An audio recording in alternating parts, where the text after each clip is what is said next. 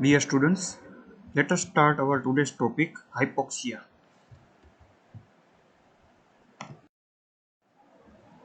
Hypoxia means O2 deficiency at the tissue level. It is a more correct term than anoxia. Anoxia means total absence of oxygen in the tissues.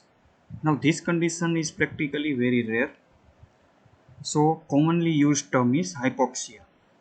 It is classified into four types: hypoxic hypoxia, anemic hypoxia, stagnant hypoxia, and histotoxic hypoxia. Let us see briefly each type of hypoxia. The hypoxic hypoxia is the PO2 of the arterial blood is reduced. In anemic hypoxia, the PO2 is normal, but the amount of the hemoglobin which is available to carry oxygen is reduced.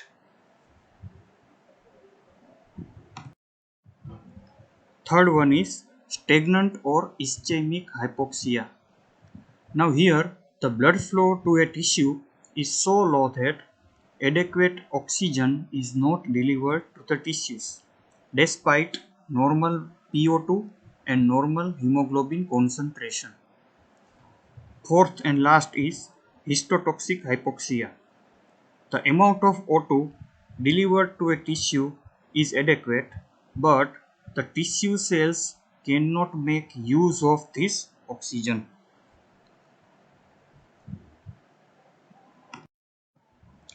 Now let us discuss in detail. First one is hypoxic hypoxia. As we have seen, the arterial PO2 is reduced. So oxygen content as well as oxygen saturation of hemoglobin is also reduced.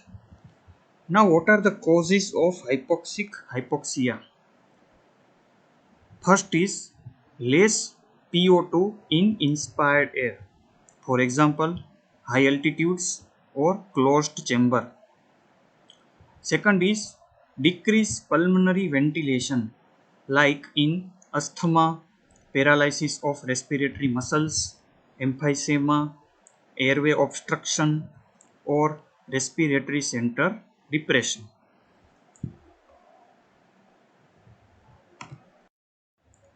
Third is defective exchange of gas and transfer of oxygen due to problem in respiratory membrane like pulmonary edema. And fourth, defective ventilation perfusion ratio due to non-uniform pulmonary blood flow like anatomical shunts in congenital heart disease like Fallot's tetralogy, right to left shunt causing venous admixture of the blood.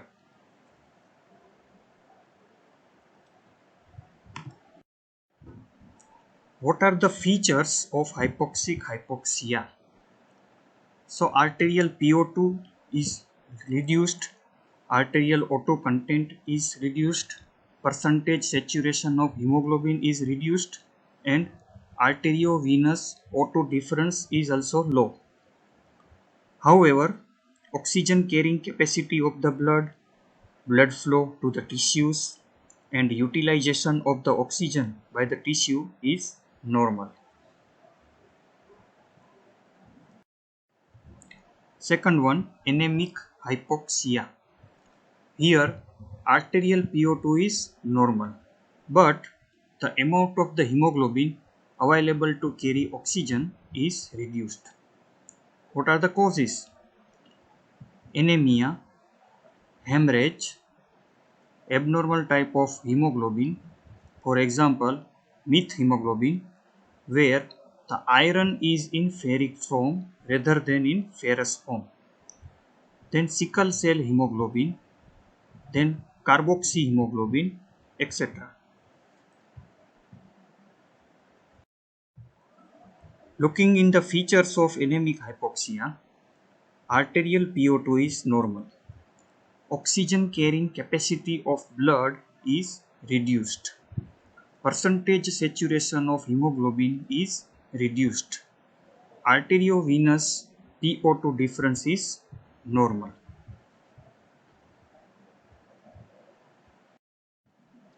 Third type is stagnant hypoxia. It is also known as ischemic hypoxia. Here, decreased blood flow or sluggish blood flow to the tissues, so inadequate oxygen supply, causes congestive cardiac failure, circulatory failure, hemorrhage, shock, venous obstruction, atherosclerosis, thrombosis, or embolism. What are the features of stagnant hypoxia? Arterial PO2 is normal. Arterial oxygen content is also normal. Arterial percentage saturation of hemoglobin is also normal. Arteriovenous PO2 difference is more than normal because the blood is not reaching to its target tissues, so oxygen is not be utilized properly, so difference will be obviously more than normal. Blood stays in the tissues for longer period, and because the resting oxygen uptake of tissue increases from 5 ml percentage to 10 ml percentage. So the AVPO2 difference is more than normal, which is the peculiar feature of stagnant hypoxia. Fourth type, histotoxic hypoxia. Here, oxygen is delivered to the tissues, but tissues cannot utilize this oxygen. Let us see the causes. Cyanide poisoning. Cyanide blocks the action of enzyme cytochrome oxidase. You all know this is a mitochondrial enzyme important for oxidative phosphorylation. So, due to blockage of its action, tissues cannot utilize oxygen. Second is sulfide poisoning.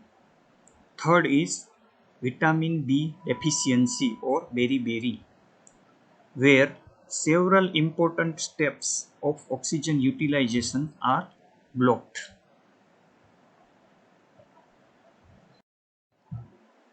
What are the features of histotoxic hypoxia?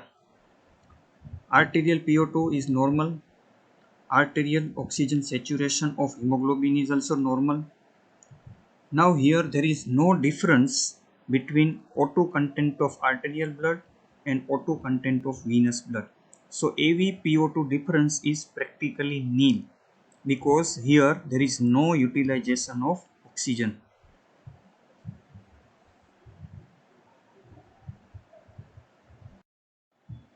Now after discussing various types of hypoxia and their features, now let us discuss something about the role of oxygen therapy in treatment of different types of hypoxia.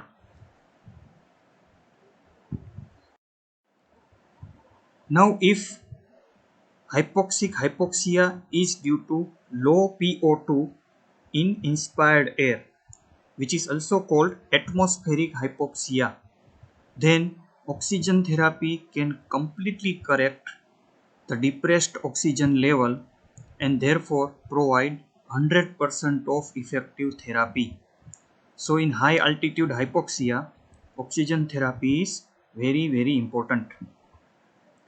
In hypoventilation hypoxia, a person breathing 100% oxygen can move 5 times as much oxygen into the alveoli with each breath as when breathing normal air.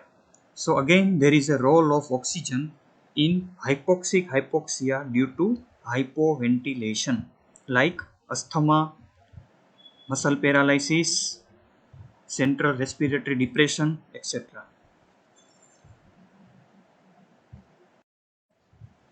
In hypoxia caused by impaired alveolar membrane diffusion, like in pulmonary edema, essentially the same result occurs as in hypoventilation hypoxia because When we give oxygen therapy, it can increase the PO2 in the lung alveoli from normal value of about 100 mmHg to as high as 600 mmHg.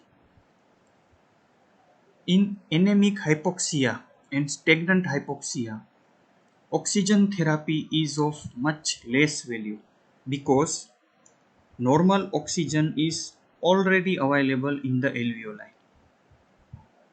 In last histotoxic hypoxia, there is no role of oxygen therapy because tissues cannot be able to utilize oxygen.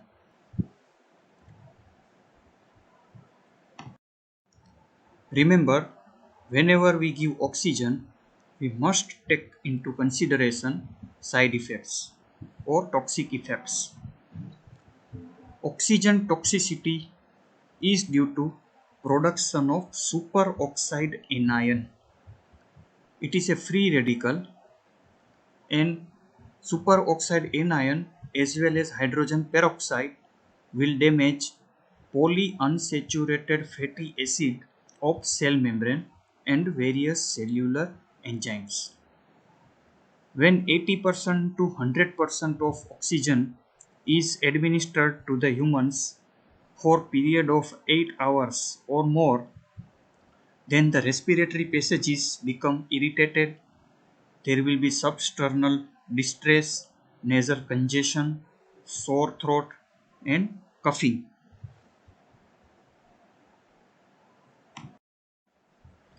Giving oxygen is very dangerous in infants. Some infants treated with oxygen for respiratory distress syndrome develop a chronic condition characterized by lung cyst and densities. It is also called bronchopulmonary dysplasia. Another complication in infant is retinopathy of prematurity, also known as retrolental fibroplasia. Here, there is a formation of opaque vascular tissue in the eyes, which can lead to serious visual defects. Bronchopneumonia may occur due to inhibition of macrophage in the alveoli and decreased production of surfactant. Surfactant is very important to maintain stability of the alveoli.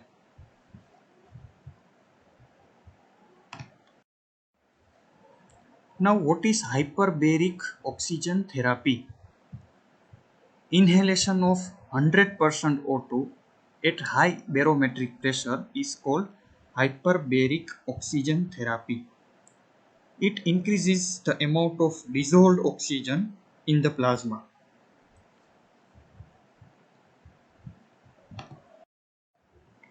Now there are few conditions in which we require more amount of dissolved oxygen in the plasma. For example, carbon monoxide poisoning. Carbon monoxide has 250 times more affinity for the hemoglobin as compared to oxygen. So in carbon monoxide poisoning, we can save life of a person by increasing the dissolved oxygen, and that is made possible by giving hyperbaric oxygen therapy. Similarly, hyperbaric oxygen can also be useful in severe anemic hypoxia as well as in decompression sickness. There are few other indications also like gas gangrene.